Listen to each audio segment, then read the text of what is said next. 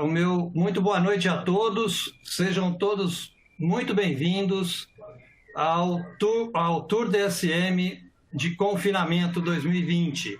Essa é a nossa primeira etapa do Tour DSM de Confinamento do ano de 2020 e nós queremos, antes de mais nada, agradecer ao Fernando, proprietário do Confinamento, Fernando e Família, por permitir a realização de mais essa etapa, que esse ano será virtual por questões da Covid. Então, nós realizaremos o Tour DSM de Confinamento online e temos aqui conosco uma programação bastante extensa para compartilhar com vocês resultados zootécnicos, resultados financeiros de confinamentos de bovinos de corte que estão sendo tratados com a linha tecnológica de produtos da Tortuga, uma marca da DSM. Então, hoje nós vamos ter um compartilhamento bastante intenso de informações. O Tiago Carvalho, do CPEA, está aqui conosco para ministrar uma palestra onde ele irá abordar aspectos econômicos da atividade do confinamento. E o João Yamaguchi, nosso assistente técnico da Tortuga, uma marca DSM, irá também palestrar e ministrar resultados zootécnicos de confinamentos de bovinos de corte tratados com a exclusiva e inovadora linha de produtos da DSM à base de crina, que é um blend de óleos essenciais utilizado na dieta de bovinos de corte confinados. Então, nós temos muitas novidades. Agradeço também a diretoria de marketing da DSM, que permitiu a realização desse evento, em nome de Juliano Sabella, e agradeço também a presença de todos vocês que estão aqui conosco nessa primeira etapa do Tour DSM de Confinamento. Então, sejam todos muito bem-vindos.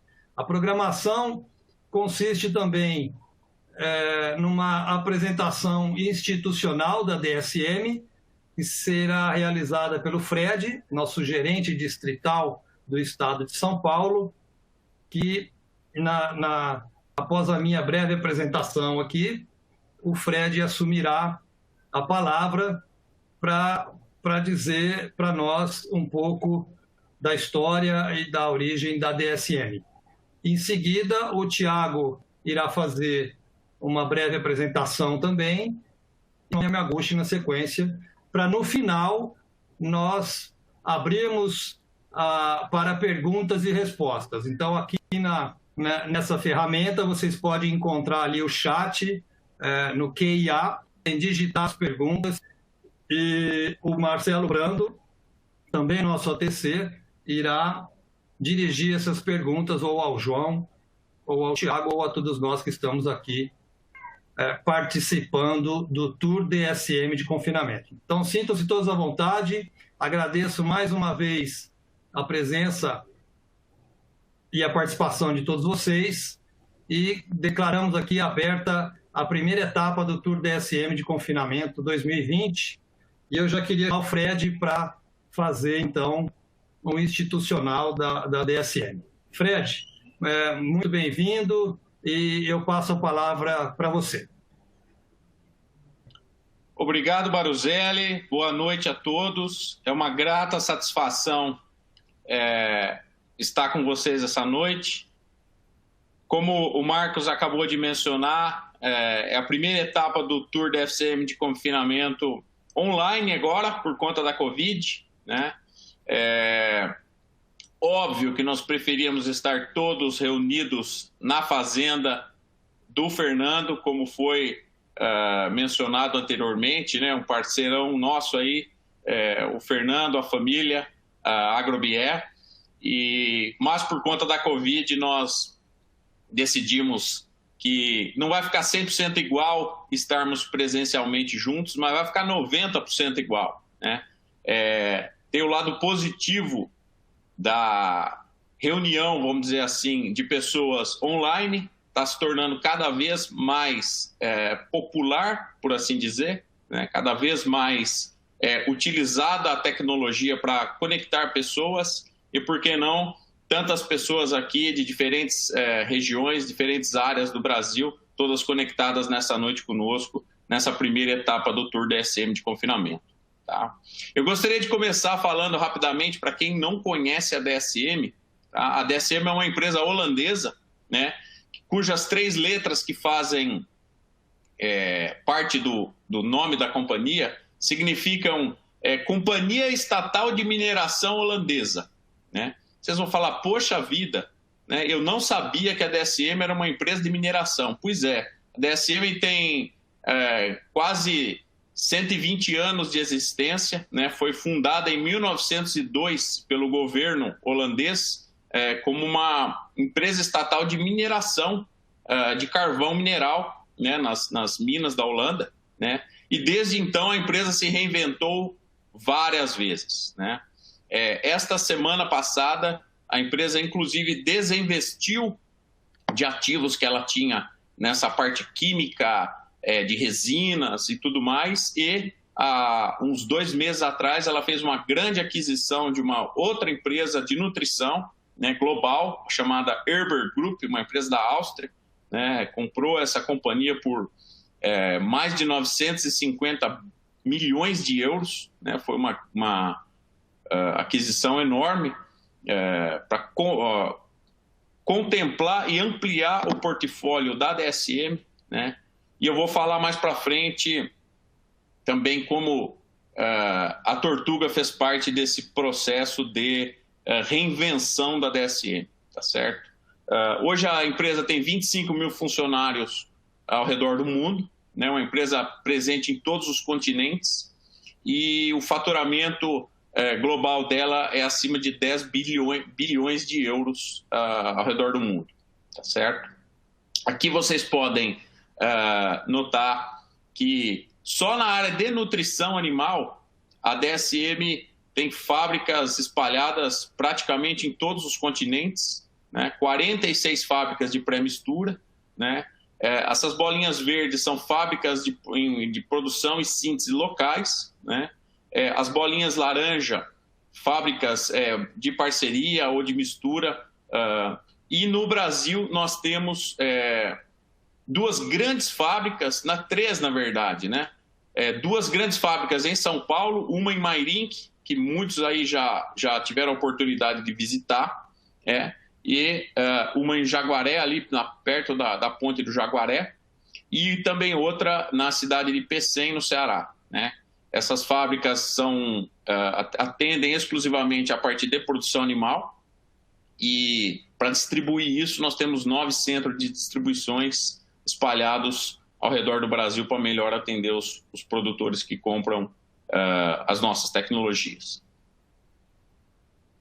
Como eu havia mencionado, é uma empresa bastante diversificada, né?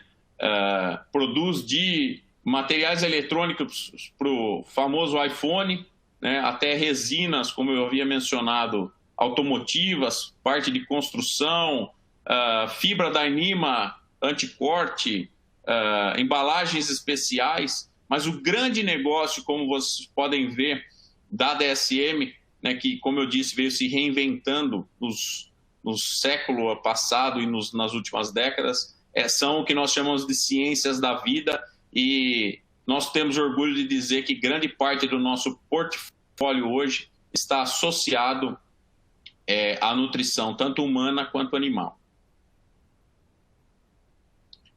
Em 2013, a DSM adquiriu a marca Tortuga, as fábricas, o modelo de vendas, os produtos, as patentes, né? E como todos sabem, a Tortuga praticamente foi a empresa que inventou a suplementação mineral no Brasil, né? Fez muito sentido essa aquisição, essa incorporação da marca Tortuga e da tecnologia Tortuga dentro do futuro da DSM, né? Hoje, e vocês vão poder notar durante as apresentações na sequência, que essa essa aquisição fez todo o sentido para ampliar a nossa presença no mercado, né, levando mais tecnologia aos produtores. Um dos produtos muito conhecidos, né, uma das marcas mais lembradas quando se fala em top of mind ao redor do Brasil é a marca Fosbov, né? E dessa marca Fosbov vieram várias outras submarcas, digamos assim, de produtos que o nosso time vai falar um pouco mais para vocês durante o decorrer dessa apresentação. Importante mencionar que a estrutura de vendas da DSM para ruminantes, né, para a marca Tortuga, ela é enorme, ela está presente no Brasil todo. Essa é uma foto que demonstra o tamanho desse nosso time. Nessa foto aí tem quase 600 pessoas numa convenção de vendas, né? Óbvio, essa é uma convenção de vendas que aconteceu no início do ano passado, né, onde todo mundo ainda podia se reunir presencialmente, mas que mostra a força da marca ao redor do Brasil. E, por fim, eu queria só mencionar e linkar com essa reinvenção que eu mencionei da DSM ao redor das décadas, né?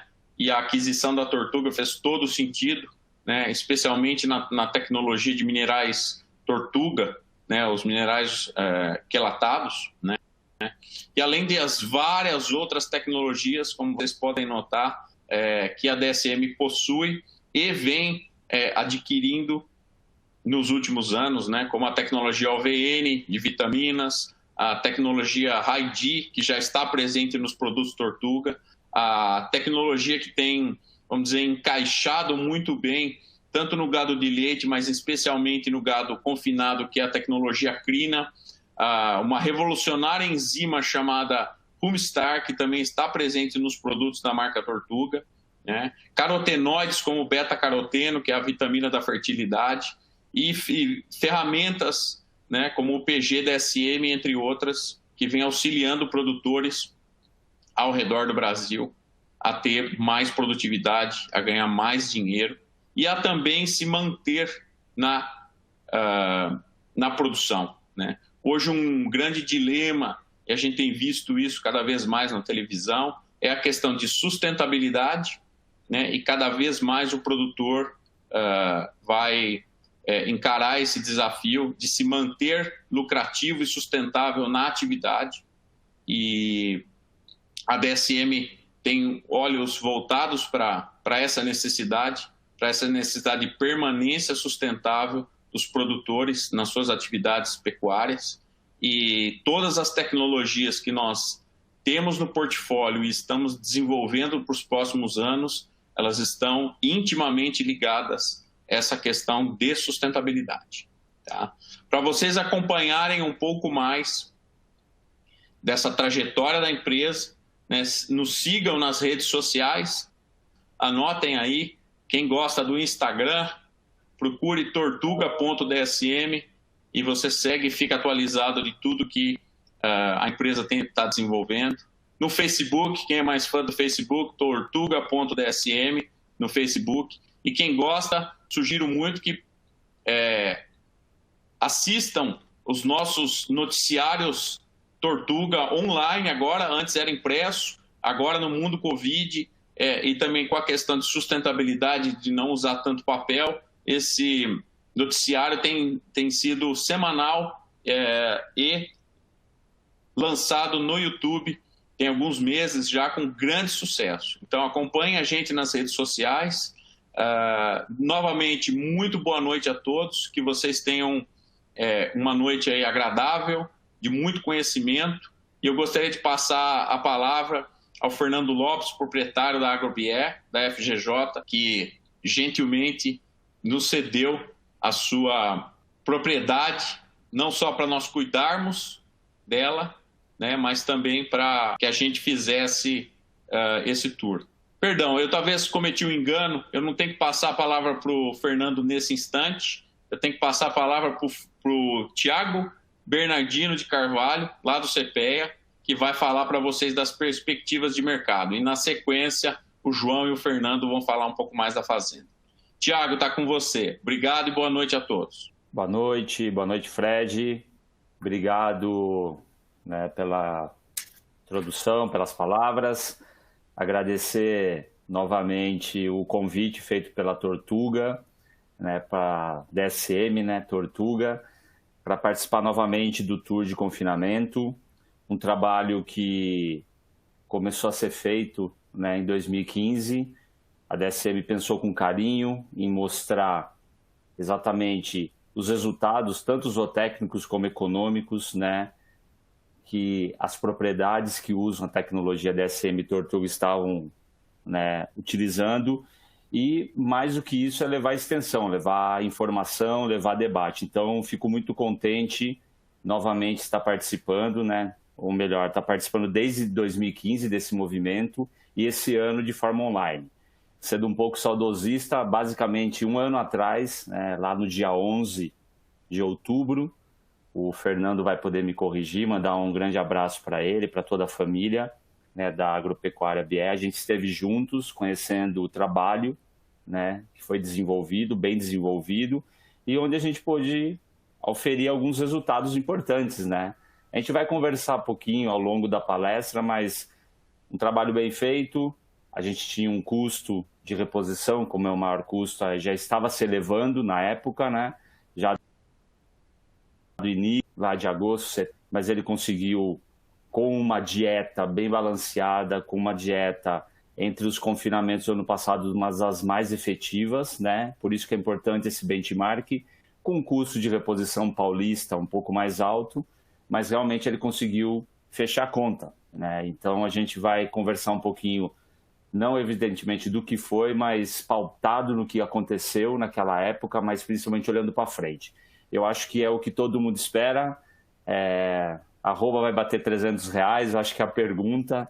O milho vai chegar a quando? A R$70. Já estão falando que amanhã, na semana que vem, já bate R$70, que seja. Mas realmente é um cenário diferente. É um cenário diferente em termos de pandemia, é um cenário diferente em termos de valorização da arroba, tá? De valorização dos insumos. E a gente vai tentar discutir aqui um pouquinho com vocês. O primeiro gráfico que eu trago aqui, é importante a gente olhar 5 anos atrás. Por que eu coloquei 5 anos atrás, né, Tiago? Por que você demonstra esses valores? Vocês vão lembrar, 5 anos atrás, lembra aquele pico do preço do bezerro, pico lá do preço do boi magro, quando a gente teve a seca de 2013, 2014, aí o boi gordo também subiu de preço, atingiu também uma máxima no início de 2016, depois voltou a cair. Mas que seja, se a gente fizer uma relação entre preços, né, dos últimos 5 anos, isso aqui são preços reais, a gente está falando que o farelo de soja subiu 10%, 11%, o milho 33%, boi gordo 18,5%, o bezerro 9,7%, 10%, boi magro 14%, e se a gente olhar a arroba em dólar, olha que interessante, a arroba em dólar cai, né? É um fator importante esse ano também. A gente está falando muito da oferta restrita, mas a gente tem um câmbio a 5,60. Então, a gente também é necessário olhar para esses fatores, que sim, eles são determinantes para a formalização de mercados. Então, esse é o primeiro ponto. Aí eu trago um segundo ponto esse ano, mas internamente, né? Olha o que acontece com o preço das carnes. Carcaça casada, a linha mais escura aí, a dianteira, né, que puxa os preços. A carcaça suína em amarelo e o frango. O frango, o último a dar um pique, né? Mas principalmente o boi subindo já no ano passado, em novembro, dezembro, daquele boom da China, né? Vocês lembram? A arroba bateu 230, sai de 160 para 230. Ah, se eu não tivesse vendido a 160, tivesse vendido a 230. Mas o custo subiu também. Qual que é a melhor margem, o ano passado ou esse ano? Essa é uma boa pergunta. Tem que se fazer essa conta. Mas que seja, aqui olhando, o que acontece? Olha, o que mais me chama a atenção aqui, muitas vezes não é a carne bovina, a carne suína. A carne suína disparou e vai continuar disparando. Eu tenho um problema sério no mundo todo chamado peste suína africana. A peste suína africana faz com que o mercado busque países com produção saudável e que tenham realmente produção de suínos. Brasil, Estados Unidos, Canadá e Europa. Europa, há 2 semanas, acometeu a Alemanha. A Alemanha é 15% do mercado chinês e importação de carne suína é alemão. Então eles vão vir comprar mais aqui. Comprando mais aqui, Ah, Thiago, é que vai subir mais o preço, vai valorizar o preço da carne bovina também? Também, mas vai puxar o preço do grão, vai puxar o preço do milho. Suíno e frango é milho. 50% do custo dessas duas cadeias é milho, tá? E a gente está falando de uma atividade de confinamento, por isso que o bom planejamento tem que começar agora. A gente já vai falar a perspectiva para 2021 de confinamento. Se eu falar para vocês que a gente tem milho lá para junho, julho do ano que vem a R$61, nossa, Thiago, é R$61. Em janeiro, quando a gente apresentou os dados do Tour, eu tinha um milho a 42 em julho. Eu sei que já passou, me dava uma margem de 20%, com uma arroba 219.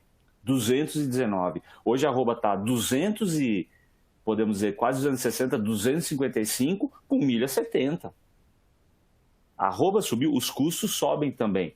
Então, gente, o que eu quero dizer para vocês? Planejar a atividade.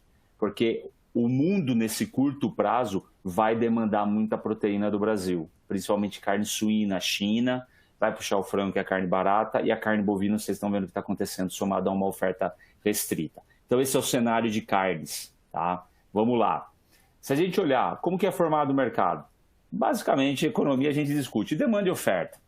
A demanda, Thiago, a demanda interna, pela pandemia houve muita troca, a população saiu da rua, começou a fazer mais churrasco em casa, teve esse primeiro movimento sim, teve a ajuda do governo, R$600, tem a demanda da China externa, com um câmbio a 5,60, 5,30 que seja, batendo quase 6 alguns meses atrás. E por fim eu tenho oferta. A gente já vai falar sobre efeito manada. Eu tenho uma oferta que realmente eu já vinha restrita do ano passado, pelo aumento do abate de fêmeas, pela oferta reduzida. O primeiro tour do ano passado foi em Naviraí. O Baruzelli estava presente, ele vai lembrar disso. A dificuldade, a reclamação lá no começo de setembro era: não achamos boi magro. Tá difícil, tá caro. Mas espera aí, se já estava difícil, estava caro, e esse planejamento, já sabendo que ia passar para frente esse preço, tá? E não tinha questão de pandemia, a China estava continuando a comprar, estava aumentando, assim por diante. Por isso, a gente tem que entender como que funciona o ciclo desse mercado. Então, a gente vinha de uma oferta restrita, aí culmina o quê? Não vai ter confinamento de primeiro giro, olha o milho caro como está. Perdão, olha a reposição, cara, como que tá. E vamos esperar a safrinha. Guarde esse comentário, vamos esperar a safrinha. Tá? Oferta restrita. Primeiro giro de confinamento, basicamente não teve giro, né? Teve o girão, ou o montante maior, né, que está vindo de agora. Então, realmente, o preço sobe. A China compra muita carne em julho, muita carne em julho. Ela compra menos em agosto, ela comprou menos em setembro. Tá? Mas ela comprou muita carne em julho e, somado à baixa oferta, o preço explode, o preço descola, né? Então, quem forma o preço, tá aí, tá dado. A indústria querendo jogar para baixo, o pecuarista querendo jogar para cima. Tá? E, por outro fim, tem o mercado precificando. E essa figura do mercado pode ser o especulador, pode ser o corretor, como pode ser o consumidor, seja interno, seja externo. Então, mas basicamente, eu estou querendo olhar como a demanda, tá? Estou olhando a especulação, mas que seja, eu tenho um mercado que vai direcionar.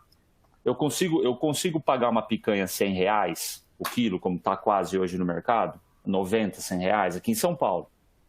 Tá. Eu acho picanha 60, 70, mas aquela qualidade que vocês sabem. A picanha boa, padrão, 90, R$100. Quem que vai pagar isso? Essa é uma boa pergunta. É o chinês que vai pagar isso? É a classe média alta, 40 milhões de pessoas, os outros 160 milhões de pessoas vão comer o quê? Eles vão comer uma paleta. A paleta sai de 17 para 29. E eu não estou falando, tem muitos pecuaristas, óbvio que tem que valorizar o produto de vocês. Mas realmente, quem forma o preço, de novo, é a demanda. A gente já chega na China. Então, é para a gente também entender como que funciona esse fluxo do dinheiro. O dinheiro vai acabar do auxílio. O Paulo Guedes fala hoje. A partir de 1º de janeiro não tem mais auxílio. Só se for outro ministro, mas eu, como ministro, não tem mais jeito de ter auxílio. Vai poder ter o Renda Brasil, que seja, mas não vai ter. Qual que é a grande questão? O efeito manada, gente. Eu trouxe uma ilustração da pandemia aqui, que vocês lembram muito bem. Qual que era o primeiro movimento da pandemia? Vai faltar papel higiênico, aí a questão da cloroquina some de farmácia, quem precisa realmente usar cloroquina não tinha, então houve o efeito manada. Isso acontece muito no boi. Isso acontece muito, é muito comum, celular, rede social, que é muito positivo.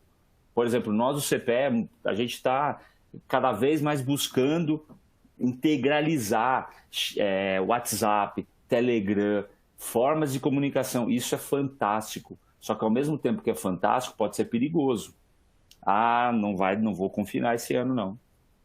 Não confinou, o preço subiu. Aconteceu a mesma coisa em 2017, quando a gente teve o Joesley Day, né? No dia 17 de maio. Eu conto todas as vezes essa história. Eu estava na discussão do simpósio de confinamento, em Goiânia, na FAEG, com a DSM. Estava lá com o Marcelo Teodoro. Quem confina esse ano? Os caras queriam me matar, porque, peraí, Thiago, tá sem mercado, o maior frigorífico do mundo não tá batendo, derrubou o presidente, queria derrubar o presidente, perdemos o mercado. Eu falei, tudo bem, mas eu tenho um mercado que vai se recompor, eu preciso de demanda. E o que acontece? O pico de preço começa lá, julho, agosto, setembro, porque daí ninguém confina e entra. Não estou dizendo que vai cair, é outra história 2017, é outra história 2020. Eu tenho China, eu tenho o câmbio a 5,20 e tenho oferta restrita. A oferta restrita, para a gente comparar esse ano, é relativa a 2015. 2017 eu já tinha recomposto a minha produtividade. Mas o que eu quero dizer aqui? Tomar cuidado com o efeito manada. Trava, não trava. Compra agora, não compra. Joga para um girão no final do ano. Tudo pode acontecer. As nossas exportações caíram de 162 mil, mais ou menos, a gente já vai ver 165 para 142 mil. É 20 mil toneladas a menos. Graças a Deus está sendo muito bom e já foi muito maior do que o ano passado, setembro. Mas recuou. E o que vai impactar isso? Não acredito que impacte muito, porque a oferta vai puxar mais. Mas a gente tem que ficar atento. Tem que tirar um pouco o efeito manada dessa discussão nossa. Macroeconomia. É uma queda no mundo todo, mas uma recuperação já para o ano que vem. Sinalizava-se quedas até 9%, 6,5%, 9%, daí foi recuando para o Brasil. Eu estou falando ao torno de 5%, ano que vem 3,5%. A expectativa é de melhora. Tá? A grande questão é, o mundo todo já vem dando sinais que vai melhorando. Por exemplo, o gráfico aqui mostra o preço do metal, do aço em azul, como puxa. E se o preço do aço puxa, realmente é porque a economia já vai dando sinais de recuperação. E o verdinho aqui é a soja, né? A soja que basicamente, junto com o ouro, não cai praticamente, porque é alimento. A população deixa de comprar uma roupa, mas não vai deixar de consumir. A população deixa de viajar, mas não vai deixar de consumir. E isso a gente está sendo refletido nos alimentos, isso que é importante. Agora, 2 pontos importantes aqui na nossa discussão. Tá? Eu coloco essa figura aqui, que isso foi muito benéfico para o Brasil nos últimos meses, últimos anos, esse choque de interesse entre China e Estados Unidos, e a gente vai ter daqui 27 dias uma eleição. Vai ganhar o Trump ou vai ganhar o Biden? Se o Biden ganhar, o que vai acontecer com o Brasil? Ele já falou que vai ter sanções para o Brasil. Mas espera aí, a que magnitude? E o nosso governo, como vai se comportar? Então tem muita água para correr ainda, eu sei. Mas que esse cenário de China, Estados Unidos, essa briga foi muito importante para a gente. Até porque a China ela depende muito dos Estados Unidos. Para comprar agronegócio, daí agronegócio ela se virou para o Brasil. Óbvio, se aproximou muito do Brasil e até se aproveitando do câmbio. Mas ela tem que comprar manufaturado, energia, serviços. Ela depende, assim como os Estados Unidos dependem também do mercado deles. Então, em determinado momento, eles vão se conversar. E isso tem que ficar claro para todo mundo. Não vão brigar eternamente. Tá? E isso vai depender muito realmente de quem ganhar. Provavelmente o Biden ganhando, a conversa flua mais, porque a gente tem um acordo que está sendo para ser, vamos dizer, firmado efetivamente, se prolongando há ano, né? Basicamente, desde o começo do ano, 31 de agosto, eles sinalizaram que vão assinar, mas realmente ainda há muita especulação, porque o Trump, ele acusou a China de ser o formatador da pandemia, e isso não cai muito bem. Eu tenho uma briga generalizada. Então, a gente precisa ficar muito atento às eleições, tá? E isso é o ponto importante. E outro ponto importante, aqui são alguns indicadores macros, é o quê? A gente ficar atento ao câmbio.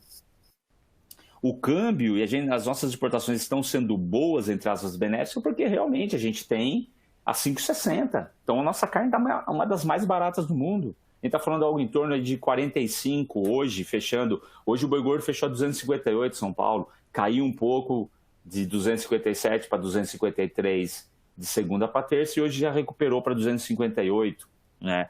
Mas o que? Eu tenho uma arroba dolarizada ao em torno de 45, 46 reais, 46 dólares. Então o câmbio é para a gente ficar atento também o que vai acontecer, qual que vai ser a política cambial do próximo ano do nosso governo.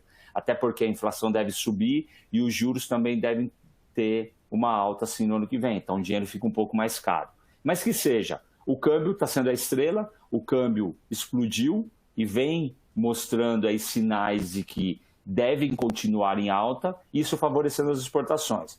Agora, por outro lado, a gente tem um cenário do governo que precisa fazer ajustes, por isso que eu coloquei esse dado aqui, a gente vai falar de boi gordo, mas o ajuste vai cessar.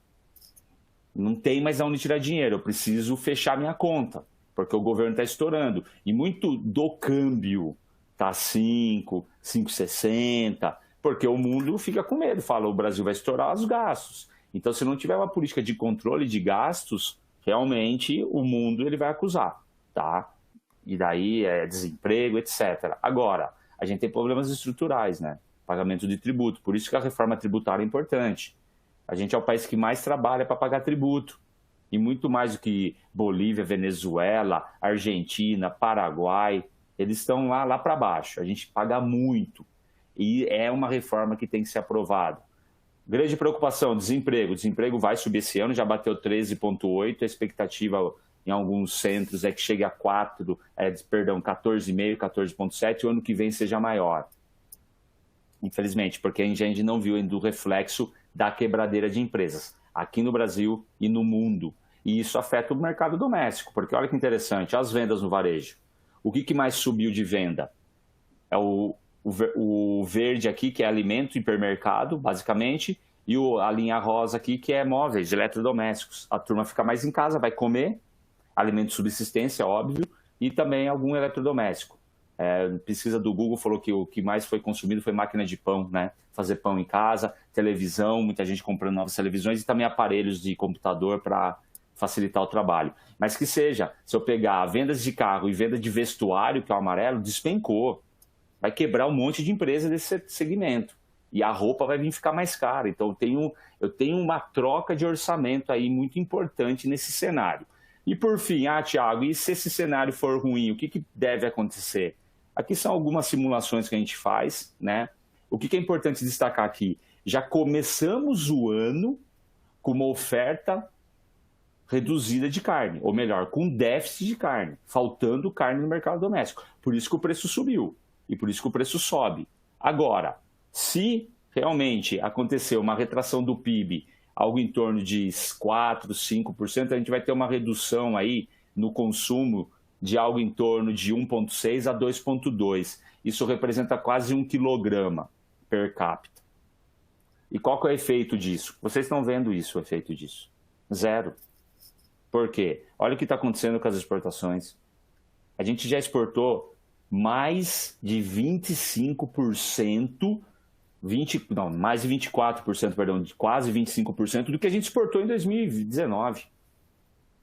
A gente está exportando muito. E se caso haja aumento de 20% a mais de 20% da exportação, a produção tem que aumentar 1,9, 1,6, 1,69. Caso contrário, o preço sobe. É o que está acontecendo. O preço da carne disparando, o preço do boi gordo disparando.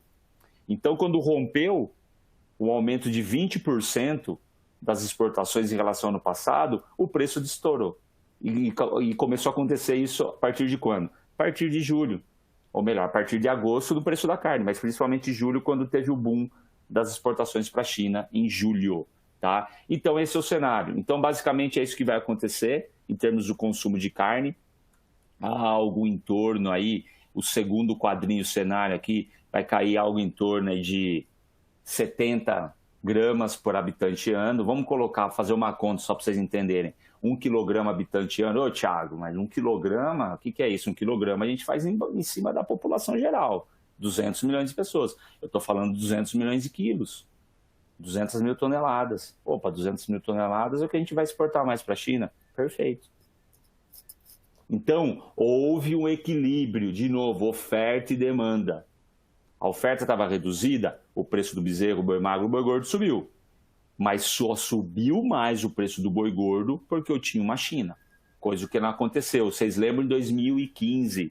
Ah, quando que o preço vai bater 200? A gente falava, a gente não tem exportação, não está... É natural. E o mercado doméstico está começando o desemprego. Vocês lembram lá? Estava final de 2015 caminhando para o impeachment da Dilma. Então a arroba não ultrapassou 160. A turma estava falando de 150, 155, 158.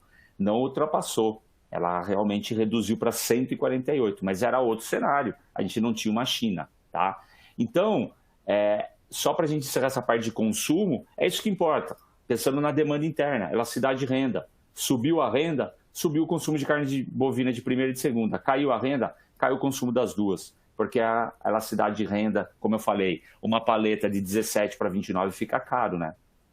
Uma picanha de 50 para 80, 90 vai ficar caro. Então, realmente, aperta o consumidor doméstico. Os preços da carne a gente já mostrou aqui, como valorizou bastante, principalmente a carne suína em vermelho, né?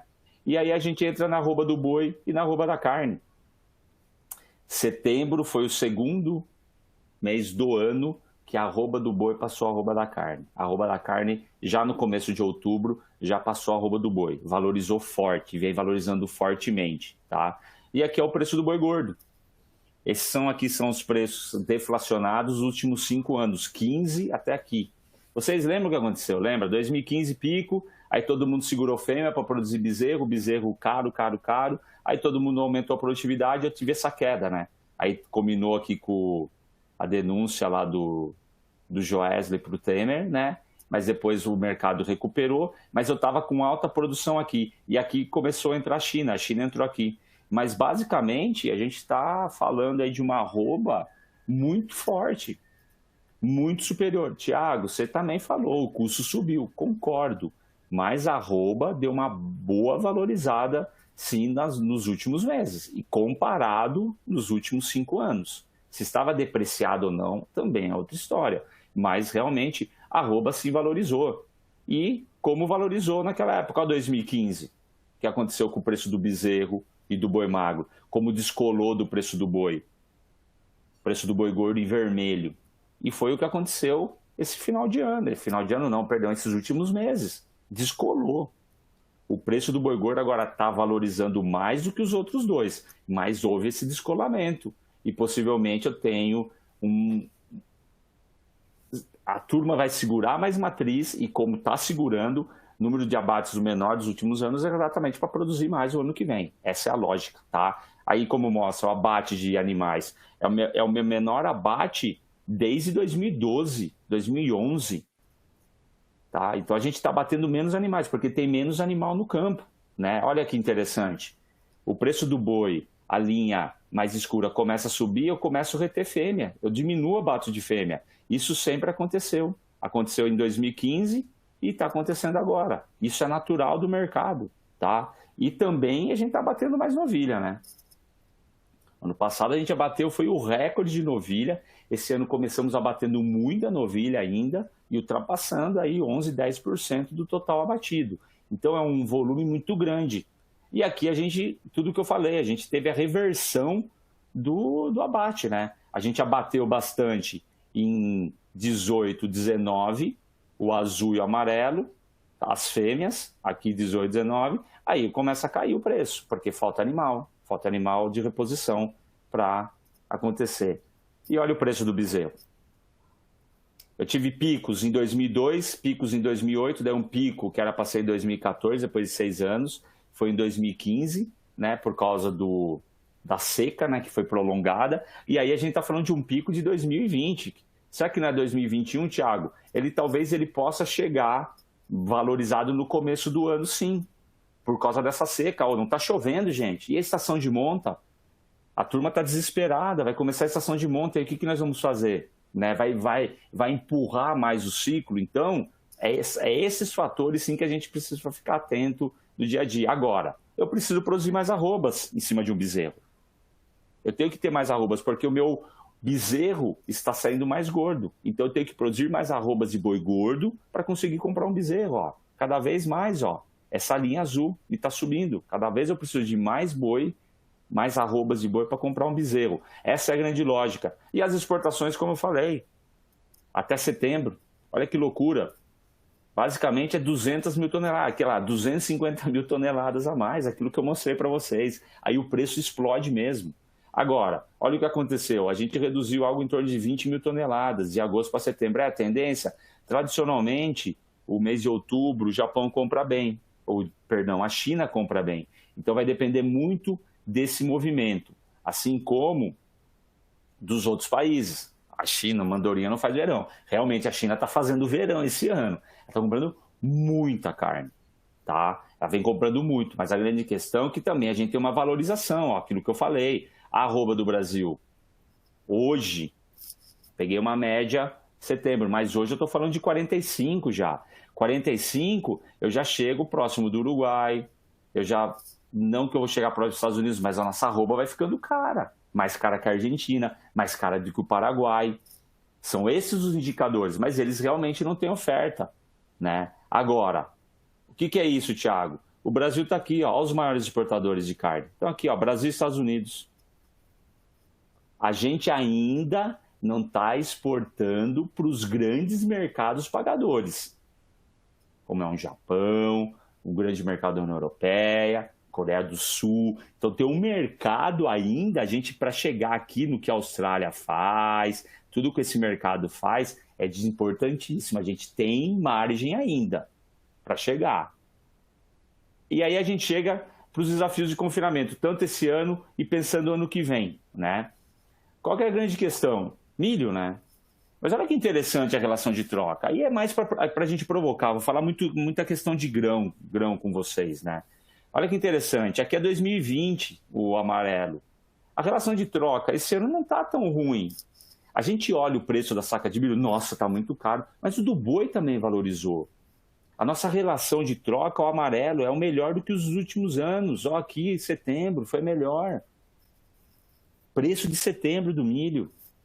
Tem que fazer conta, gente. Essa relação é muito interessante, né? Olha a relação de troca boi e farelo. É pior do que o ano passado? Sim, o farelo deu uma subida muito grande por causa da soja. Somente 14,4% da soja é transformada em farelo e fica no mercado doméstico. Os outros 14,4% vai para exportação. Então, de novo, ó, mas olha que interessante no começo do ano. Então, são indicadores que vocês precisam acompanhar. Não dá para querer fazer uma bola de cristal e falar, opa. E mais importante, olha que interessante, já tem milho sendo negociado a março de 2022, a R$ 51,00 a saca. É bom ou não é? Ô, Thiago, você tá doido. Mal tô fechando a minha conta esse ano, eu preciso fechar a minha conta esse ano. Tá, mas já tem gente negociando. A R$ 51,00 é uma boa condição para fazer conta. Tá? O ano que vem, esses pontilhados aqui verdes, ó, vai começar 70, aquilo que a gente estava falando, talvez chegue nos seus 60 lá na famosa safrinha, julho, setembro, um pouquinho menos, 58. E aí? A gente vai pagar para ver? De novo, fazer conta. A gente sabe que está muito seco aqui, gente. Como que vai ser a plantação? A gente começa a plantar a safra agora, não é? Agora, em outubro. Vocês são mais entendidos do que eu. E aí, o que vai acontecer? Vai ter quebra ou não vai ter quebra? Vai ter o laninha? Laninha pode pegar o sul do país, a perspectiva lá para o Rio Grande do Sul não é tão boa com laninha, da seca. Então isso interfere também. E olha o preço do milho. Ah, vamos esperar a safrinha. Esse gráfico eu mostrei ano passado na palestra para vocês, no dia de campo. Há 3 anos, 17, 18, 19, as exportações explodiam no segundo semestre de milho. Esse ano não foi diferente. Então, o produtor de milho já sabe. Opa, vai confinar, preço do suíno, preço do frango estourando, a turma vai querer confinar, e eu vou exportar. Fizeram uma safra, ganharam muito dinheiro com a soja, sentaram em cima da saca de milho. Então, essa é a lógica. A gente precisa cada vez mais, de novo, estou falando muito essa palavra, planejamento. É isso que acontece. Aí a gente olhar também o que vai acontecer nos Estados Unidos. É importante mais a política, mais o câmbio, mas entender como que vai ficar a disponibilidade de milho na próxima safra. Teve um aumento de disponibilidade por causa da redução da produção de etanol de milho, mas já se ajustou, mas é muito importante. Balanço da questão no Brasil pode ficar um pouco mais folgado 2021, mas vai depender muito do clima, tá? Principalmente da demanda de proteína, principalmente suíno e frango, para a gente saber se vai ficar mais folgado. Agora, a sazonalidade dos preços, será que realmente assim agora existe essa mesma sazonalidade? Ainda existe. Os preços menores são nessa época. Só que realmente eu tenho que planejar. A turma ficou achando que o milho ia ficar R$ 37, R$ 40 em São Paulo em setembro. Não ficou. Estourou, né? Então, algumas condições para o preço subir, o câmbio desvalorizado, laninha, disputa Estados Unidos e China, a China comprar mais produto nosso, maior demanda externa de carne, isso é bom para vocês, mas encarece o custo. Daí que pode derrubar a oferta dos Estados Unidos, safrinha no Brasil, ainda causa efeito? Basicamente não, né? Será que vai causar mais efeito? E o movimento manada do Brasil, principalmente entrar e sair. Preço do farelo de soja, né? A sazonalidade, a melhor época para comprar no começo do ano, como mostrou a relação de troca boi-farelo, fevereiro, março, né? Preço dos farelos subindo, não ainda é o preço histórico, mas realmente voltou a subir, depois aí de quedas de anos aí de 2016, 17 e início de 18, 19, voltou a subir, e o que pode fazer com que o preço da soja suba e caia. O real desvalorizado, exportação, começo de ano, vocês sabem, a China compra muita soja, até julho, mais ou menos, compra muita soja, né? E aumento da área plantada nos Estados Unidos, tem que ficar atento ao que vai acontecer, principalmente nos Estados Unidos. Os Estados Unidos devem ter uma recuperação da produção na questão da soja, sim, para a próxima safra, né? E na questão no balanço global, tende a seguir confortável para o próximo ano, principalmente na Argentina. Argentina com uma boa condição de produção ainda de soja. E a rentabilidade, para a gente já encerrando, para a gente não estourar muito tempo, será que a rentabilidade que eu pego com o preço do milho em setembro, R$ 63,00, a gente pode discutir valores depois de boi magro, rendimento de carcaça, ganho de peso, e uma arroba a R$ 257,45 em dezembro. Eu estou com uma rentabilidade de 12,5%. É muito? É baixo? Por isso que é importante fazer conta. A média da rentabilidade do ano passado, nas 5 etapas de tour DSM de confinamento, foi 12,92%. Basicamente o que está acontecendo isso. Então, o milho está caro, não vai fechar, o boi magro está caro. Tem que ver a qualidade do boi magro, tem que ver a qualidade do alimento. Não adianta eu gastar alimento que não vai me dar retorno. Aqui, o ganho médio foi de 1.700. Tem tecnologia da DSM que já está dando, ou fazendas da DSM com a mesma tecnologia aqui, que está me dando quase 2, né? 2 quilos. O João vai poder falar isso ou não. Então, realmente, eu tenho uma condição interessante. E se eu pensar para o ano que vem, todo cenário ruim, com uma arroba a outubro a 241, que já tem contrato, ano que vem a 241. Ô, Thiago, mas vai estar maior. Esse ano está 256, o ano que vem 240. 241 ano que vem. 6155 milho, lá em julho. Eu tenho uma rentabilidade de 8,5. Mas é menor do que a rentabilidade esse ano. Tudo bem. Pode até ser menor.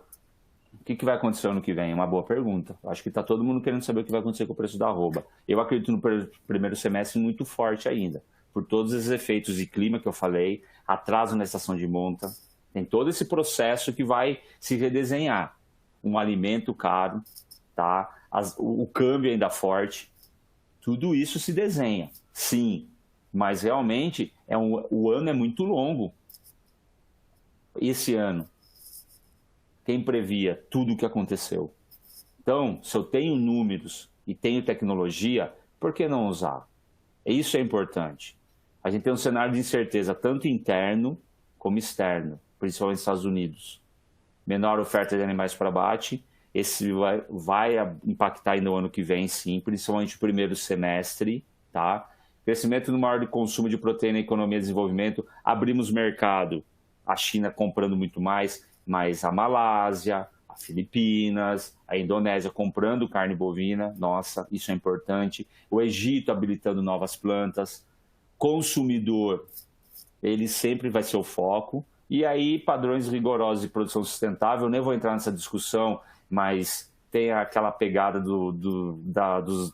da Amazônia, que a Europa está de olho, os Estados Unidos está de olho, e intensificação de medidas sanitárias e bem-estar animal. Esse é o grande ponto. Esses são os grandes pontos, tá? Bom, isso daqui, o Baruzelli eu acho que vai lembrar, a gente usou muito isso daqui, essa frase em 2015, né? Principalmente quando a gente estava vivendo daí um cenário de muita incerteza por causa do câmbio a 4,10, quando a Dilma se reelegeu, taxa de juros a 14%, inflação subindo absurdamente, um cenário de desemprego. Era um período de transição. Então, o cara que é otimista falar que a arroba vai bater 300, tudo bem, cada um tem a sua opinião. Assim como o cara vai falar que vai cair a 200. Tem que ser um realista esperançoso. Qual a realidade? A realidade, sim, é um boi de 260, um boi de 255, porque realmente falta oferta, eu tenho uma demanda forte. Agora, tem que fazer conta, senão vai cair na besteira de ter prejuízo, como acontece em muitas épocas do ano. E o aplicativo mais arroba, né? Um aplicativo, né, da DSM, Tortuga, junto com o CPEL, de que vocês fazem essa simulação. Dá para fazer a simulação 2, 30, 10 vezes no dia, uma vez por dia. Qual que é o melhor momento para mim vender? Então usem essa ferramenta, tá bom? Eu queria agradecer. Eu sei que tem bastante coisa para a gente falar, mas eu vou deixar para o nosso debate. Muito obrigado de novo pelo convite, equipe da DSM, Tortuga, Baruzelli. Agora eu vou passar a palavra para o João. Boa noite a todos.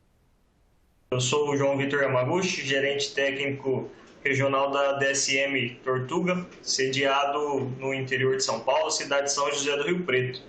Antes de eu iniciar minha apresentação, gostaria de convidar o Fernando, que é o proprietário da Fazenda FGJ, que nós vamos mostrar os resultados aqui. Ano passado ele sediou também uma etapa do Tour de Confinamento. Infelizmente esse ano temos que fazer de maneira online, mas acreditamos aí que nos próximos voltamos a fazer presencial. Fernando, muito bem-vindo e obrigado aí pela oportunidade e disponibilizar os dados para a gente. Boa noite, pessoal. Eu não pretendo tomar muito tempo, quero apenas agradecer a oportunidade de participar e poder contribuir com este evento, aproveitar para fazer uma troca de conhecimentos e desejar uma boa apresentação a todos. E pode seguir aí, João.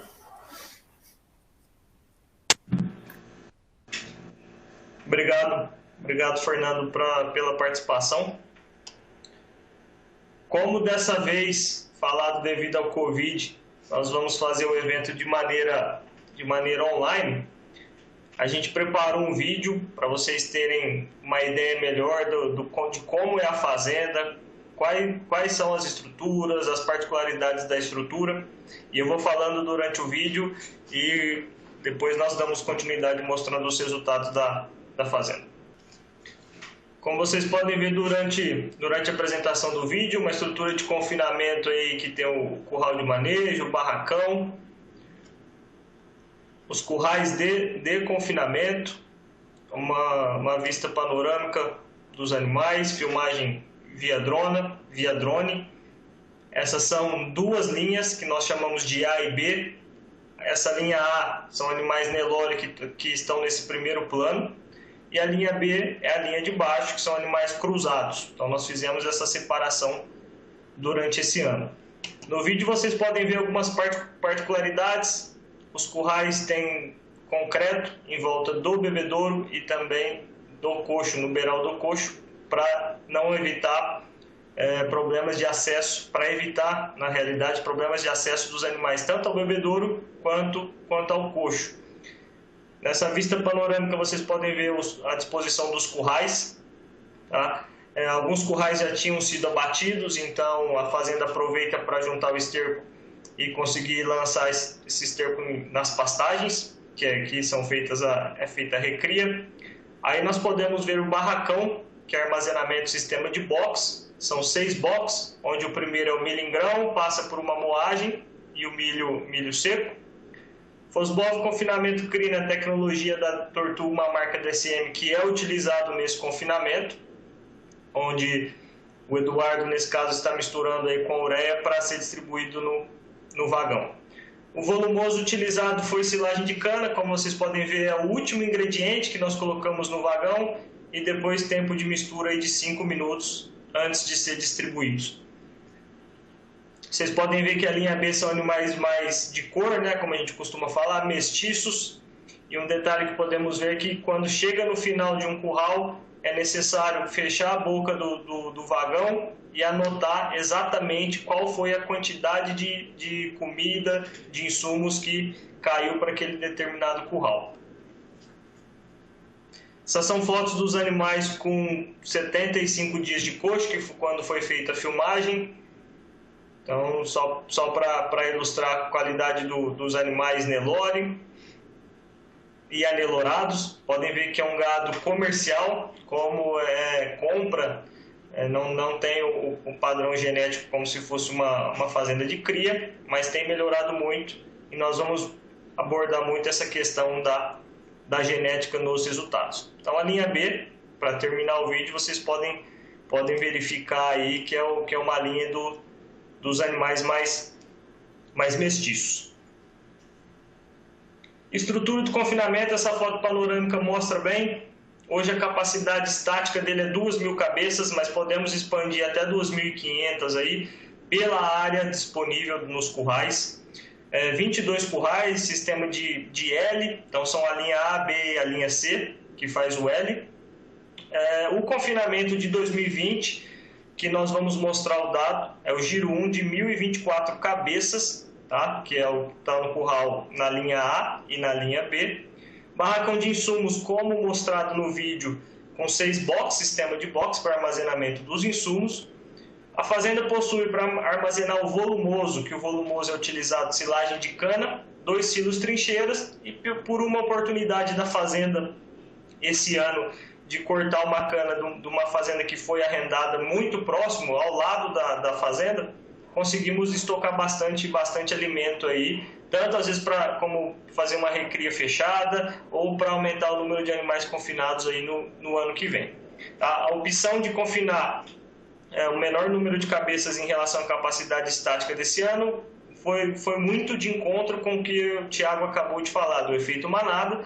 Quando fizemos conta lá no início do ano, a margem estava mais estreita e preferiu só utilizar os animais que já estavam comprados e sendo recriados na fazenda e não sair para comprar mais animais, até pela incerteza do mercado. Hoje, obviamente, se arrependemos um pouco, porque com a valorização que teve a arroba e o que o Thiago já comentou muito bem, a margem do confinamento, e a gente vai mostrar isso com dados reais do primeiro giro, ela foi muito expressiva.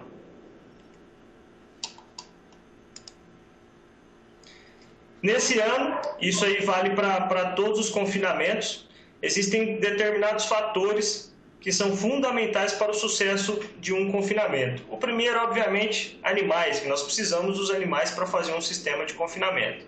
E vamos abordar a questão da diferença racial, como nós conseguimos separar na linha A animais Nelora, Nelorados, e na linha B mestiços e cruzados, é nítida a diferença em termos de desempenho, isso também afeta a questão do desempenho financeiro.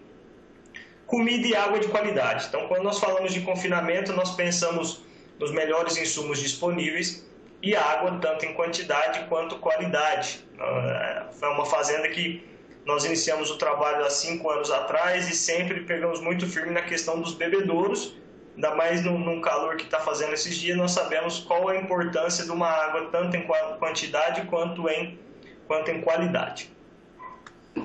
E um ponto é um bom manejo. O manejo nós definimos aí o operacional de cada dia dentro da fazenda, né? Que é o que realmente determina o sucesso. Nós podemos utilizar os melhores insumos, ter uma água de qualidade e falhar no manejo. Então, se isso acontecer, muito provavelmente o confinamento está fadado aí ao fracasso. Então, quando a gente fala bom manejo, envolve o manejo nutricional, sanitário, operacional e a fazenda, sim, trabalhando como um reloginho para acertar todos os pontos e conseguir resultado positivo no final do confinamento. Na fazenda, falando ponto por ponto do processo de sucesso da fazenda. O primeiro, os animais, a apartação. Nós recomendamos a fazenda apartar os animais por uma diferença máxima de 30 quilos, tá? De curral para não ter uma diferença muito grande. Conseguimos abater o lote por lote, sem ficar descascando o lote, como nós falamos por aqui. O grupo genético, como já frisei, é Nelore e cruzados, e 100% dos animais são machos não castrados. E o manejo sanitário. O que é feito de manejo sanitário na fazenda? É feita uma vacina preventiva de doenças respiratórias. Infelizmente, há 2 anos atrás, a fazenda não fazia a vacina contra a pneumonia e perdeu muitos animais. O preço dos animais que perderam pagava vacina aí de pelo menos 2 anos de confinamento. Então, hoje é obrigatório fazer a vacina preventiva de doença respiratória, que é um dos problemas mais ocorrentes aí em confinamentos brasileiros. Também é feito um protocolo padrão de entrada de confinamento, vermífugo, para pegar endo e ectoparasitas, e também vacinas contra clostridiose e botulismo. Então, essa é a parte da questão dos animais e o manejo sanitário que é feito na fazenda. Já em relação ao operacional e nutricional, na fazenda nós falamos que fazemos o trato programado. O que seria o trato programado? Nós sabemos, via leitura de coxo, né, quanto que o animal comeu no dia anterior. É controlado via um software que chama TGC. Então, nós inserimos a leitura de coxo, que nada mais é se sobrou, se faltou, se está ideal. A leitura de coxo que é feita antes do primeiro trato da manhã, para justamente a gente ter um controle maior do que vai ser fornecido no dia posterior. Então, isso aí é um controle assíduo que tem que ser feito diariamente para evitar tanto desperdício de comida e também na questão de oscilação de consumo. Em confinamento, nós não queremos grandes oscilações de consumo que prejudicam o desempenho dos animais. A lavagem dos bebedouros é feita dias alternados. Não sei se repararam no vídeo, o bebedouro é um sistema basculante, então é muito fácil e muito simples a questão de lavagem. Nós recomendamos essa questão dos bebedouros basculantes para facilitar o operacional de lavagem dos bebedouros, sendo que é muito importante para consumir o que nós queremos que consuma da dieta. O vagão misturador é um vagão misturador total em sistema de rotor, tá? Que nós colocamos os alimentos concentrados primeiro e o volumoso por último, e deixamos aí, depois de incluir o último alimento, 5 minutos de mistura antes de tratar os animais. São 4 tratos diários na fazenda, que é feito nesse confinamento. E todo confinamento tem que ter um protocolo de adaptação muito bem feito, porque nós vamos ter uma mudança total, uma mudança radical na dieta dos animais, que estavam exclusivamente a pasto e vão entrar em sistema de confinamento. Então, a adaptação é a fase, sim, mais importante para começar o confinamento com o pé direito e evitar problemas, porque uma adaptação mal feita vai, com certeza, resultar em um desempenho muito inferior do que o desejado. Nós utilizamos protocolos de escada, que a gente vai aumentando o concentrado e diminuindo o volumoso, e essa adaptação até chegar na dieta definitiva teve duração de 14 dias, que é o protocolo padrão que nós recomendamos aqui dentro desse confinamento. Qual foi a tecnologia da Tortuga, uma marca DSM utilizada no confinamento da fazenda FGJ? É o Fosbov Confinamento Crina. Fosbov Confinamento Crina é um pacote tecnológico, o mais tecnológico que existe no mercado. Para quem ainda não conhece, o Crina é um óleo essencial que vem em substituição aos aditivos comerciais do mercado, como a monenzina, por exemplo.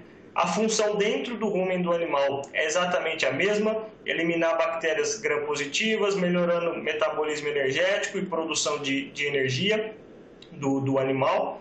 E um dos compostos pertencentes ao crina é a baunilha. Então, isso nós temos um estímulo de consumo dos animais. Então, nossos trabalhos, inúmeros trabalhos feitos no Brasil e na América Latina mostraram sim que quando o gado consome fosbol confinamento crina, há um aumento de consumo de matéria seca e, em muitos casos, melhorando a eficiência. Então, não só aumenta o consumo, mas não perdeu a eficiência alimentar. Tá? Então, ele tem essa particularidade. Só que, além do crina, que é um aditivo, esse óleo essencial, nós temos outros pacotes tecnológicos dentro do produto. E o conceito AVN, que em português seria nutrição, vitamina ótima, é a questão que a DSM trouxe, o conceito AVN, que nós fornecemos vitaminas a animais confinados, não apenas para reparar e não deixar o animal ter sintoma de deficiência. Conceito AVN, nós aplicamos vitaminas em doses maiores, para o animal aumentar o desempenho. E basicamente são 3 vitaminas, vitamina A, D e E.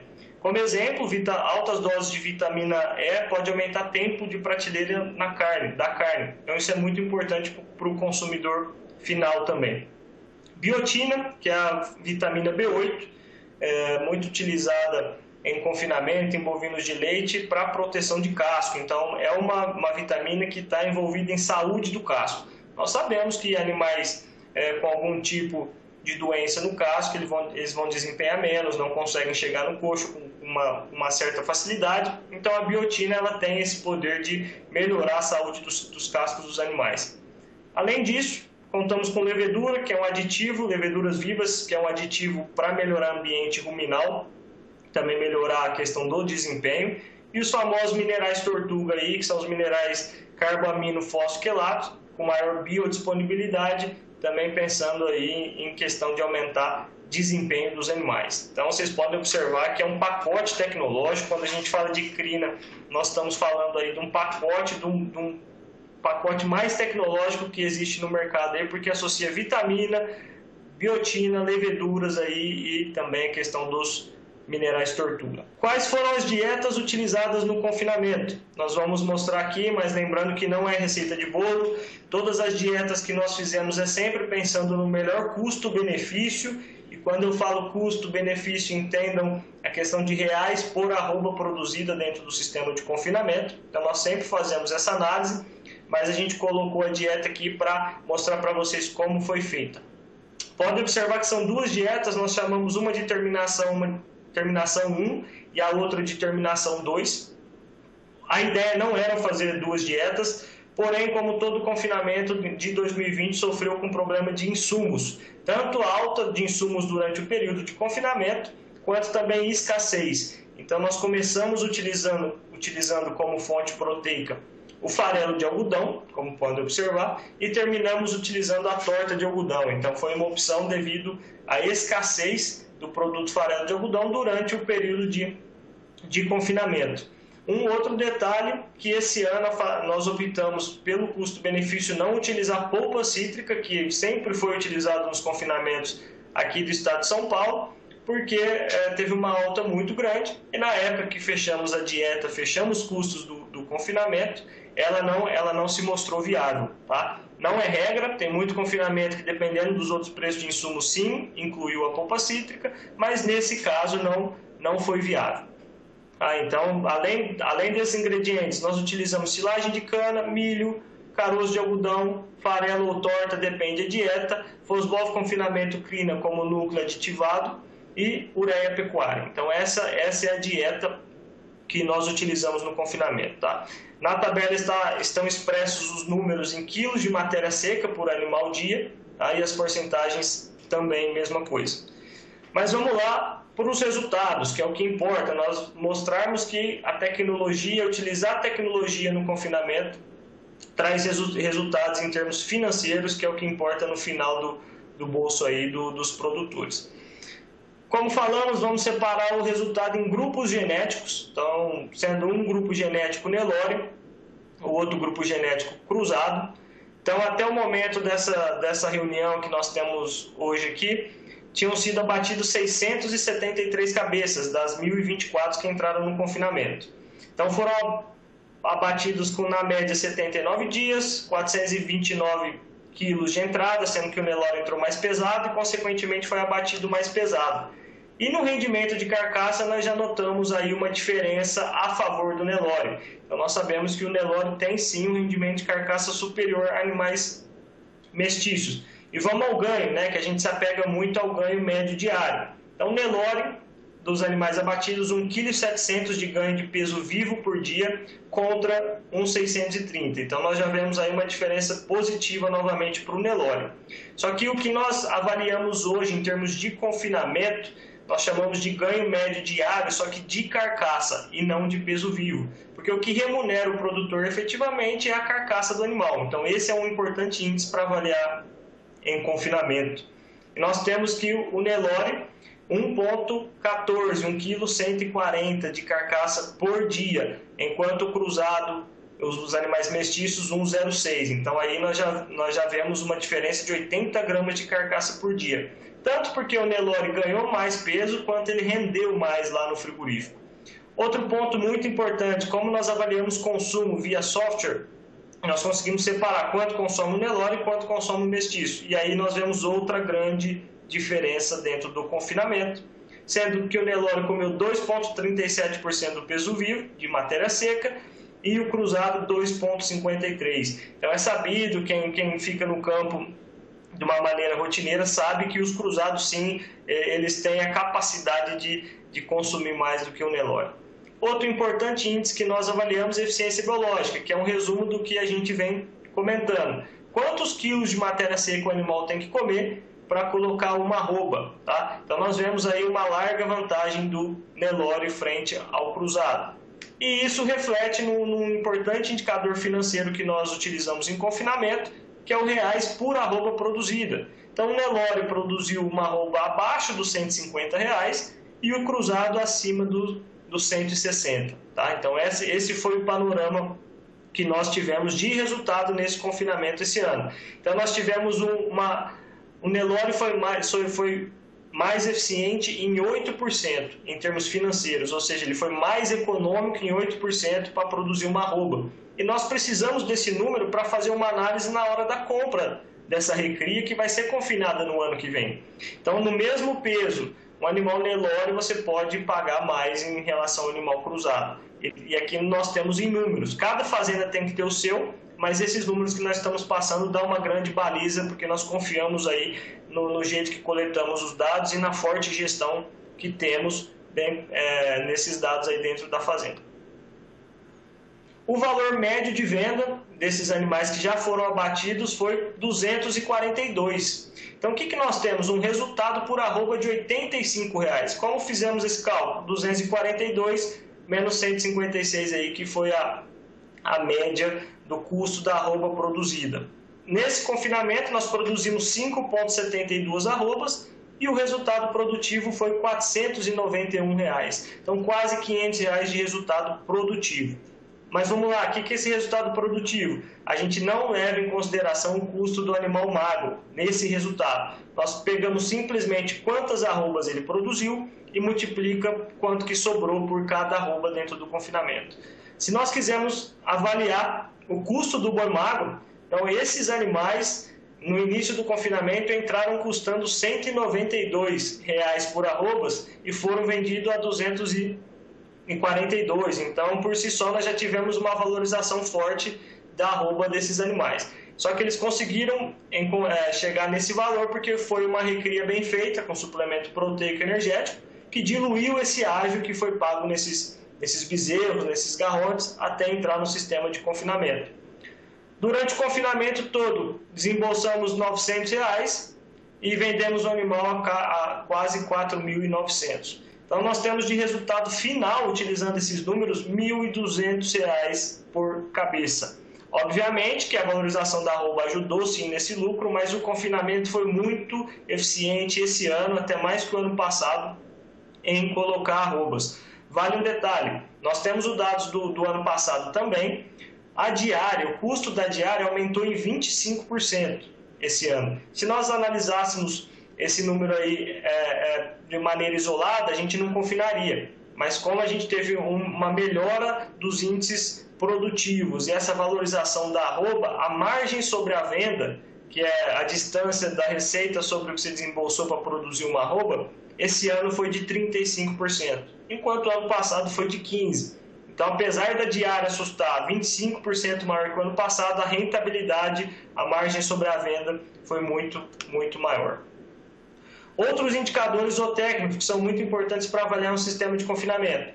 Taxa de refúgio de coxo foi 0%, ou seja, como nós falamos que a tecnologia crina, tem baunilha, os animais aumentam o consumo, diminui muito o refúgio de coxo. No caso dessa fazenda, zerou a taxa de refúgio de coxo, que custa para o produtor. Tem que fazer a conta quanto animal que é refugado gasta com medicamento, a conta que ele já comeu nos dias que ele ficou no confinamento. Tá? Então essa conta aí tem que ser muito bem feita. Mortalidade muito baixa, de 0,2%. 2 animais morreram aí dentro do sistema de confinamento. Está um índice totalmente aceitável. E o índice de problemas metabólicos aí, como laminite e timpanismo, na casa dos 0,2% também, que é um índice muito bom mesmo. Então a fazenda está de parabéns, dados zootécnicos e financeiros esse ano aí muito, muito acima da média dos anos anteriores. E só como exemplo, o TGC, que é o software que nós utilizamos para fazer o controle do confinamento, para cada lote que é embarcado, sai relatórios. E esse relatório aí, nós medimos a composição do custo por cabeça. Então, esse foi um animal Nelore, um lote Nelore embarcado, que nós observamos aí 71% dos custos foi a aquisição do boi magro. Então, o confinador tem que ser um bom comerciante se ele tem essa questão de comprar esse boi magro. E também, se ele não for comerciante, comprar esse animal só para confinar, ele tem que fazer uma recria bem feita para diluir esse ágio que se paga hoje num bezerro, num garrote, para esse animal entrar no coxo com uma arroba mais favorável. E 27% nesse caso desse lote foi gasto com alimentação. Para finalizar a apresentação aqui, o que nós vemos de fatores determinantes para o sucesso? Grupo genético. Atenção ao preço de entrada, porque nós falamos isso. Grupo genético, não estou falando que não pode confinar animais cruzados e mestiços, só que obrigatoriamente ele tem que entrar mais barato do que o animal Nelore, porque ele gasta mais para produzir a mesma arroba em sistema de confinamento. Então, sempre muita atenção ao grupo genético. Utilizar tecnologia. E tecnologia, a gente está falando aqui, Fosbov Confinamento Crina, que é um pacote tecnológico, mas também as tecnologias que não investem dinheiro, que é um treinamento de equipe. Então, nós, como técnicos da Tortuga, uma marca DSM, no início dos confinamentos, nós treinamos as equipes para justamente ajustar manejo operacional, nutricional, para junto com o produto tecnológico que a empresa fornece, a gente ter o melhor resultado. Planejamento de compra de insumos tem que ser feito, isso aí é inevitável, então faltou ingrediente no meio do confinamento, justamente, às vezes por um erro, um equívoco de planejamento de compra de insumos. Isso aí tem que fazer parte todo ano dentro do sistema de confinamento. E gestão e eficiência operacional. Então, nós só conseguimos mostrar esse dado para vocês estratificado entre Nelore e cruzado porque nós tivemos gestão dos dados. Os dados são coletados diariamente e sem faltar um dia aí, a gente já começa a ver que os próprios funcionários da fazenda já avisam, aconteceu um problema no lote aqui, no programa, não estou conseguindo enviar o relatório. Então, nós temos que acompanhar e colocar lupa em cada lote que sai aí para a gente analisar tudo que ocorreu durante o confinamento. Era isso que eu tinha que passar para vocês. Muito obrigado, agradeço a presença de vocês aí e vamos entrar agora no debate com as perguntas que foram enviadas por vocês. Obrigado, Thiago, obrigado a Fernando mais uma vez, Fred, Baruzelli aí pela oportunidade de estarmos realizando mais uma etapa aí do Tour DSM de confinamento aqui no estado de São Paulo. Parabéns, João Yamaguchi, parabéns pela palestra, muito boa apresentação, parabéns também ao Thiago pela apresentação.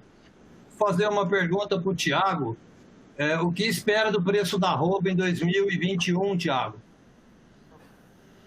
Vamos lá, obrigado pela pergunta, Baruzelli. Pergunta boa, desafiadora. Dado todo esse cenário que eu apresentei para vocês, né, de oferta, principalmente de animais, pensando que a demanda pode se manter firme, estou falando da demanda externa, com o seu câmbio aí beirando aí seus 5,20 aí por aí. Eu acredito que no começo do ano, e tomando como exemplo os últimos anos, né, eu falei muito de 2015 principalmente, a gente teve um reflexo aí de 2015, outubro, a 2016, abril, antes do começo da entre-safra, algo em torno de quase 2% a mais da arroba. Então, estou falando de uma arroba 258 hoje, que possivelmente ele pode chegar aos seus 263, 265. Isso é plausível, né? Mas tudo vai depender do que realmente a China fizer de movimento nessas compras agora em outubro, que quando ela compra bem, ela comprou muito bem o ano passado, em outubro, no ano anterior também, de setembro, outubro. Então, esse movimento, evidentemente, a oferta de animais, mas eu acredito que sim, o primeiro semestre a gente mantenha com uma arroba firme ainda, tá? Segunda pergunta que chegou para mim aqui, ó. As exportações devem continuar no mesmo ritmo até o fim do ano de 2020? E qual a previsão para 2021? Thiago? Legal, eu acredito que devem continuar firme. A gente tem que sempre lembrar que realmente falta carne bovina no mundo, né? Evidentemente que se o preço sobe aqui, ele vai subir em dólar. O dólar também ele ajuda a beneficiar as nossas vendas, mas até o final do ano as exportações devem continuar firmes, sim, puxados principalmente pela China, né? A gente tem alguns outros países dando sinais de melhora nas compras, mas a China deve manter o padrão aí firme de compras, pode oscilar assim para baixo, cair. E o ano que vem, como eu disse, vai depender das eleições norte-americanas, a conversa com os americanos, se o câmbio, realmente o real frente ao dólar, vai continuar dessa magnitude, desvalorizado. Agora, por isso são os dois fatores macro que a gente deve acompanhar para as exportações no ano que vem. Eleições norte-americanas e câmbio. Aí eles podem trazer um cenário interessante. Agora, pelo lado brasileiro, o nosso ministério vem trabalhando forte para abrir mais oportunidades, sim, para a gente continuar exportando. Isso a gente tem que pontuar, né? O trabalho da ministra vem sendo muito sólido em abrir mais mercados e não depender somente da China. Tiago, continuando aqui com as perguntas, né? Nós temos uma pergunta aqui bem interessante, né? Você falou bastante das exportações, que elas vêm sustentando o preço, né? E elas devem continuar nesse mesmo ritmo? Você falou até outubro, né, que ela tende a manter o ritmo aí no mês de outubro. E nos próximos meses, o que a gente pode esperar das exportações de carne bovina? Como eu estava falando, eu acho que um ponto importante, bacana da sua pergunta, Marcelo, da pergunta da pessoa que está participando, né? Produtor, né, estudante que seja. Realmente, as exportações ela vem sustentando, assim como a oferta. As exportações, como eu disse, devem continuar assim, firmes, né? Principalmente nesse curto espaço de tempo, porque a gente tem que sempre lembrar que a gente chega no final do ano, independente de pandemia, redução de renda, é um período onde que os países compram mais, pelo menos até novembro, até para chegar o transporte de navio assim por diante, assim como o mercado doméstico. A gente tem sim uma restrição de renda, isso é claro, ficou claro na minha apresentação, mas realmente as pessoas usam um pouquinho que sobra para comer uma carne bovina. Então, a expectativa das exportações, sim, é que a demanda continue firme, mesmo tendo uma restrição de renda, e isso eu estou falando ao redor do mundo. Perfeito. João, a gente tem uma pergunta aqui do Pércio. Qual a diferença de eficiência alimentar no confinamento quando a gente fala em animais de cor, cruzados e meio sangue angus? Ótima pergunta, Marcelo. Isso aí nós conseguimos medir o ano passado, foi até apresentado no Tour DSM de confinamento do ano passado, entre esses 3 grupos genéticos. Apesar do Angus consumir mais que o Nelore, em termos brutos, né, em quilos de matéria seca por animal dia, dessas 3 categorias, meio sangue Angus, Nelore e animais cruzados, o meio sangue Angus foi sim o animal mais eficiente dentro de um sistema de confinamento. Tá? Isso foi medido, tinha apenas um lote Angus, mas a gente conseguiu fazer sim essa comparação. Depois do meio sangue Angus veio o Nelore e por último o cruzado. e essa relação Nelore cruzado aí se repetiu esse ano, tá? Então, o que isso mostra para a gente? Se a gente tem esses números em mãos, isso influencia muito na questão de quanto eu posso pagar a mais esse animal para entrar no confinamento. Porque se ele tem uma genética superior e eu já sei que na minha fazenda, com o meu manejo, com os insumos que eu utilizo, ele responde mais, ele é mais eficiente em colocar peso, aí sim eu defino quanto a mais eu posso pagar em cada grupo genético. Legal. Aproveitando que você falou do quanto pagar a mais, né? Temos uma pergunta aqui do Eduardo. E aí eu acredito que caiba para todo mundo, tanto para o Thiago de mercado quanto para o João, né? Qual a melhor opção de compra agora? Boi magro ou bezerro para a gente recriar? Realmente vai depender do sistema, o próprio João mencionou isso, do sistema que você vai ter na sua propriedade.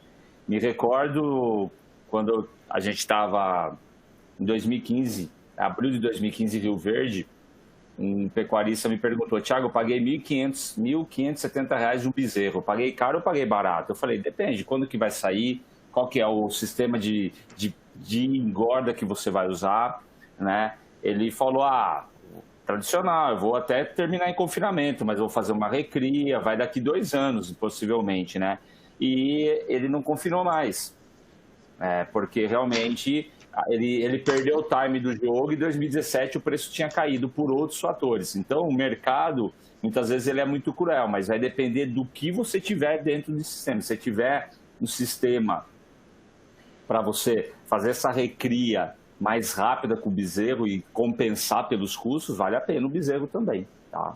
Para complementar a questão do Thiago, nós temos feito sim algumas simulações por demandas de clientes. Se compensa hoje eu confinar esse boi magro aí, que está com ágio de 8% a 10% frente à arroba do boi gordo. Então, se nós estamos pensando aí numa arroba de 260 hoje para boi gordo, que é a realidade de São Paulo, eu pagaria nesse boi magro aí de 13 arrobas na casa de 285 a 290 reais a arroba. Se eu colocar ele direto no confinamento, é viável, a gente fez essa conta, sobra em torno de 1,5% ao mês, porém é bem menos do que está sobrando agora por causa desse ágio. E nós temos menos tempo para diluir o ágio que está pagando nesse boi magro. Mas quando nós pensamos em recria, vamos pegar uma recria de 8 a 12 meses aí, que eu compro esse animal e daqui 8 a 12 meses ele entra no confinamento. Se fizer um uso eficiente da pastagem, com uma boa suplementação, e nós conseguirmos diluir esse ágio, por exemplo, comprei um bezerro de R$300, se eu consigo diluir em torno de umas análises que a gente estava fazendo, em torno de R$70 a R$80. Então, paguei o bezerro a 300, esse garrote vai entrar no confinamento custando 220, 230, desde que seja eficiente. Então, os dois cenários são bem-vindos, depende também da sua necessidade de caixa, porque se comprar um animal hoje, você vai fazer caixa daqui 3 meses, um animal magro, e se comprar esse bezerro, você vai fazer caixa daqui 1 ano. Então, acho que todas essas coisas aí têm que ser levadas em consideração. Legal, muito bom. Baru, eu acho que essa pergunta aqui cabe bem para você, né? Ela é do Daniel, nosso companheiro aí, aqui da Tortuga. Quais as vantagens e benefícios de se usar o confinamento crina? Obrigado, Marcelo, pela pergunta. Obrigado, Daniel. O crina tem uma série de vantagens bem comprovadas já a campo e também em pesquisas no Brasil e fora do Brasil. O crina, ele promove melhor eficiência alimentar, maior ganho de peso, frente à monenzina ou qualquer outro ionóforo que é usado na pecuária como melhorador de desempenho. Então, o crina substitui os antibióticos com vantagens, promove uma boa adaptação, sem taxa de refúgio, como o João muito bem nos mostrou na apresentação dele, e com boa eficiência alimentar.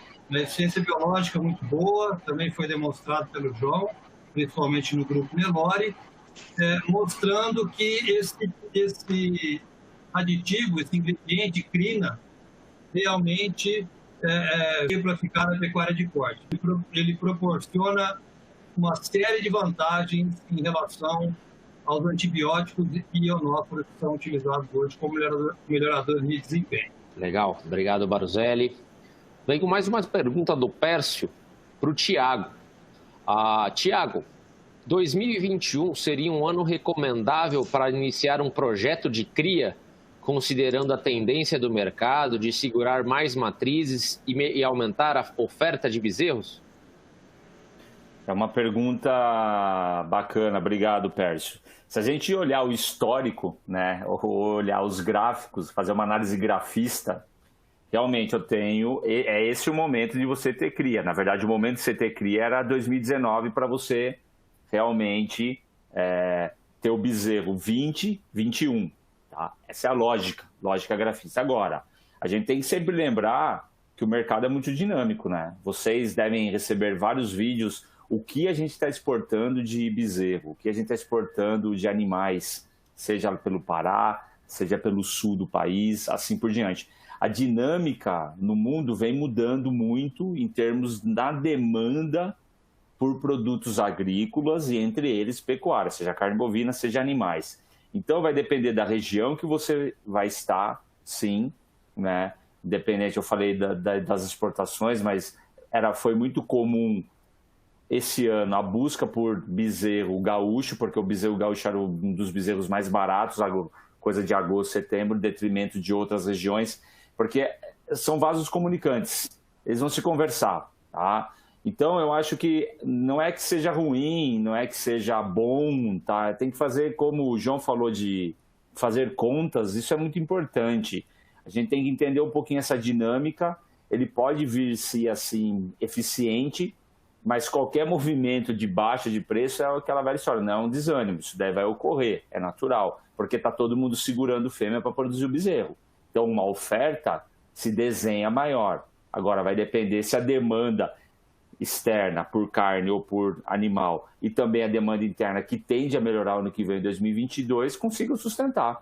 Aí é perfeito, aí em qualquer momento você pode fazer sim um investimento nessa magnitude. Eu acredito sim que a produção contínua, ela sempre vai trazer retorno, tá? Independente da época do ano, desde que se faça uma boa gestão de números produtivos ou técnicos e financeiros. Ótimo.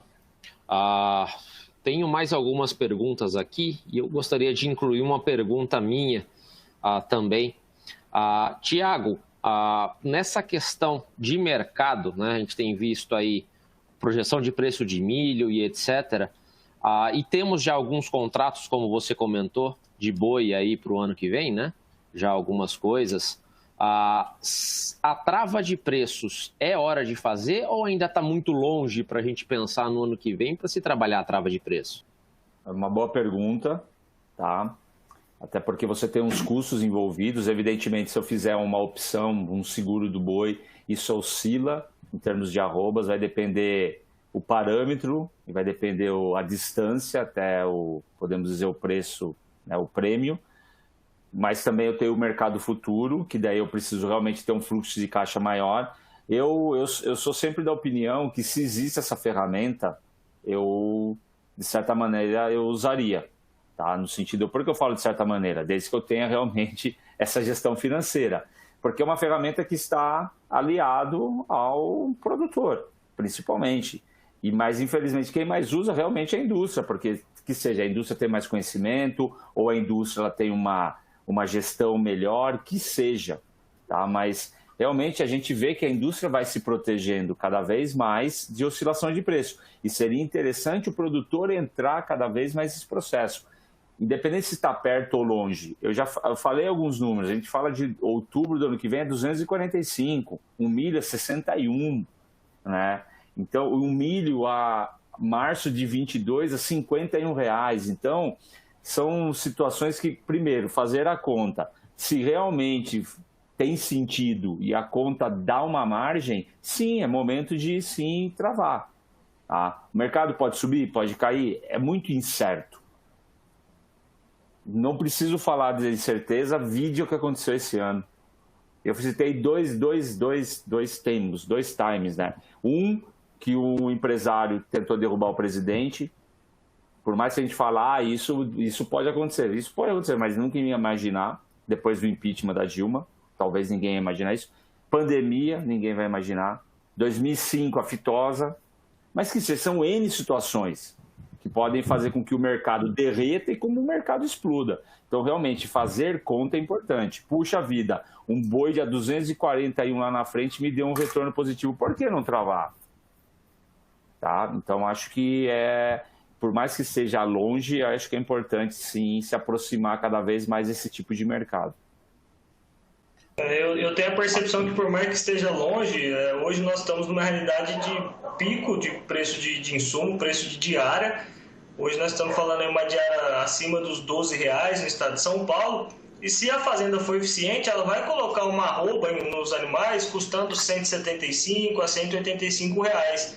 No horizonte, vendendo essa arroba 245, 250 no começo do ano, deixa uma rentabilidade muito boa ainda, né? O Marcelo também pode comentar as simulações que ele tem feito, mas é isso. Primeiro você tem que saber quanto custa para você engordar uma arroba, para você ver a distância que o mercado está sinalizando para ver se vale a pena travar ou não.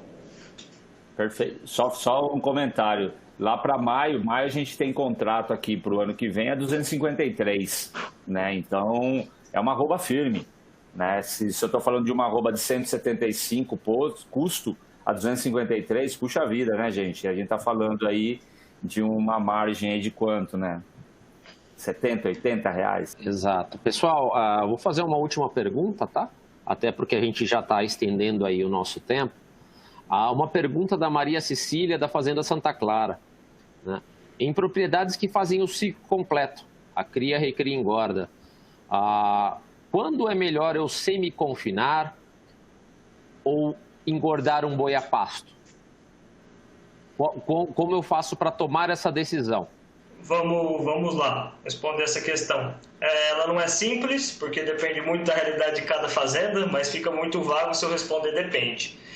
Vou apenas passar um panorama do que nós temos em experiência a campo, que temos visto resultado em muitos clientes. O semi-confinamento tradicional, que é aquele que utilizamos 1% do peso vivo do animal, ele vai muito bem na época das águas, que starta ali em novembro e termina em março, ou varia de acordo com a região que você está inserida. Só que esse animal ele tem um custo da arroba engordada muito menor em relação ao confinamento, porque ele utiliza o pasto na época das águas, que na teoria nas fazendas é barato. Então nós temos que aproveitar esse pasto de qualidade, que não é porque a gente está dando 5, 6 quilos de ração para o animal, o pasto ainda responde de 40% a 50% da dieta. Então esse pasto tem que ser de qualidade, tá? Então temos vistos aí projetos muito interessantes semi-confinando esse animal na época das águas. Porém, esse animal precisa chegar na época das águas, novembro, dezembro ali, em torno acima das 13 arrobas, acima dos 390 quilos, por passar por um período de 90 a 110 dias comendo essa ração, esse 1% do peso vivo, e te entregar um boi gordo lá no gancho do frigorífico, tá? Então não existe receita de bolo, mas essa época é muito favorável para você colocar a arroba num boi a um custo muito mais baixo do que esperar esse animal chegar na seca e confinar esse animal ou levar esse animal para um boitel, para um terceiro engordar, tá? Então essa que seria a minha dica aí, de acordo com a pergunta que foi feita. Para finalizar, agradeço as perguntas aí, muito produtiva. Meus contatos seguem aí, pode me seguir nas redes sociais, na rede social da Tortuga, pode enviar direct para a gente que nós respondemos as dúvidas. E vamos aí para mais um ano que foi cheio de desafios. Já estamos planejando o ano que vem, pensando nessa recria, compra de boi magro ou não, e não podemos parar porque o agro não parou, a Tortuga não parou. Estamos aí disponível para tirar todas as dúvidas e esclarecer para vocês. Mais uma vez, obrigado aí a todos pela participação.